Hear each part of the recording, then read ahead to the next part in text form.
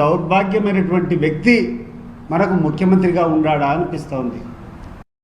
అందరికీ నమస్కారం. నేను సతీష్ రెడ్డి గారిని విమర్శించే వయసు కానీ లేకపోతే రాజకీయ అనుభవం కానీ నాకు లేదు. నిజం చెప్పాలంటే సతీష్ రెడ్డి గారి రాజకీయ అనుభవంలో నేనున్న వయసు సగం కూడా ఉండదు.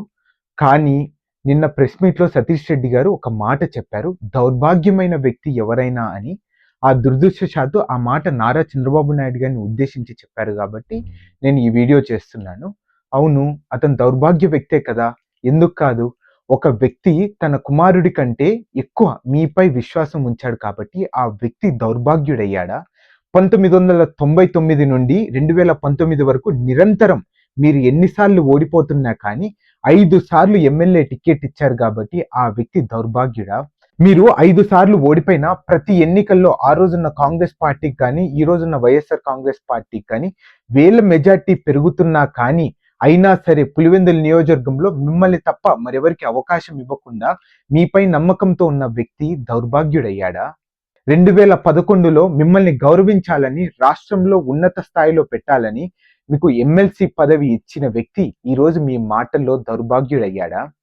2014లో మిమ్మల్ని మరింత గౌరవించాలని రాష్ట్ర రాజకీయాల్లో ఒక ఉన్నతమైన పదవి అంటే డిప్యూటీ చైర్మన్ పదవి ఇచ్చిన వ్యక్తి దౌర్భాగ్యుడా? ఈరోజు ఈ జిల్లాలోనే సతీష్ రెడ్డి గారు ఏది చెప్తే అది, ఈయన చెప్పిండేదే మాట, ఈయన చెప్పిండేదే వేదం అని మిమ్మల్ని తన సొంత కొడుకులా చూసిన వ్యక్తి ఇప్పుడు దౌర్భాగ్యుడయ్యాడా? మనం కూడా ఒకసారి తన కోసం ఏం చేశామని కూడా ఒకసారి ఆలోచించాలి. 1999లో సుమారు 30,000 మెజార్టీతో ఆ రోజు దివంగత నేత రాజశేఖర్ రెడ్డి గారు గెలవడం జరిగింది. ఆ రోజు నుండి ఈ రోజు వరకు అంటే 2019 వరకు సుమారు 90,000 మెజార్టీతో వైఎస్ జగన్మోహన్ రెడ్డి గారు సార్వత్రిక ఎన్నికల్లో గెలవడం జరిగింది. మనం ఏం చేశామని కూడా ఒకసారి ఆలోచించాలి. 1999లో సుమారు 30,000 మెజార్టీతో ఆ రోజున్న వైఎస్ రాజశేఖర్ రెడ్డి గారు మీ మీద గెలవడం జరిగింది. ఆ రోజు నుండి ఈ రోజు వరకు మీకు 5 సార్లు టికెట్ ఇవ్వడం జరిగింది. అంటే 2019 ఎన్నికల్లో వైఎస్ జగన్మోహన్ రెడ్డి గారు సుమారు 90,000 మెజార్టీతో పులివెందుల నియోజకవర్గ శాసనసభ్యులుగా గెలవడం జరిగింది. అయినా ఎంత మెజార్టీ వస్తున్నా కానీ మీ మీద ఒక్క మాట కూడా అనలేదు. అంటే ఆ నాయకుడు దౌర్భాగ్యుడయ్యాడా? ఇంత చేసిన వ్యక్తికి మీరేం చేశారని ఒకసారి ఆలోచించండి. అధికారాన్ని కోల్పోయిన వెంటనే లోకల్ బాడీ ఎలక్షన్స్ కన్నా ముందు 2-3 రోజుల కన్నా ముందు మీరు పార్టీకి రాజీనామా చేసి పులివెందుల నియోజకవర్గాన్ని, పులివెందుల నియోజకవర్గ తెలుగుదేశం పార్టీ కార్యకర్తల్ని దిక్కులేని స్థితిలో మీరు వదిలేసి వెళ్ళిపోయారు.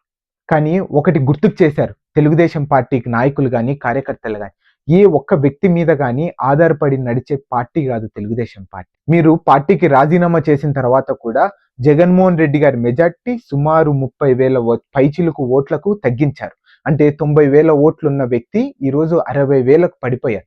అలానే 2023 ఎమ్మెల్సీ ఎన్నికల్లో ఎవరు ఉన్నా లేకపోయినా తెలుగుదేశం పార్టీ కార్యకర్తలే మేమున్నామని చెప్పి నిదర్శనం చూపించి పులివెందుల వాసి అయిన భూమిరెడ్డి రామ్గోపాల్ రెడ్డి గారిని గెలిపించి నారా చంద్రబాబు నాయుడు గారికి బహుమతిగా ఇవ్వడం జరిగింది.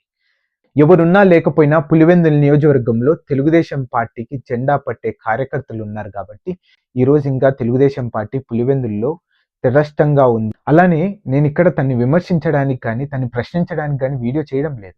నాకు ఊహ తెలిసినప్పుడు మొదటి ఓటు ఆ రోజున్న సతీష్ కుమార్ రెడ్డి గారికి, తెలుగుదేశం పార్టీ అభ్యర్థికి ఓటేయడం జరిగింది. ఇలాంటి వ్యక్తి నారా చంద్రబాబు నాయుడు గారిని ఇంతగా విమర్శిస్తుంటే నేను తట్టుకోలేకపోతున్నాను కాబట్టి ఈ వీడియో చేస్తున్నాను. Thank you.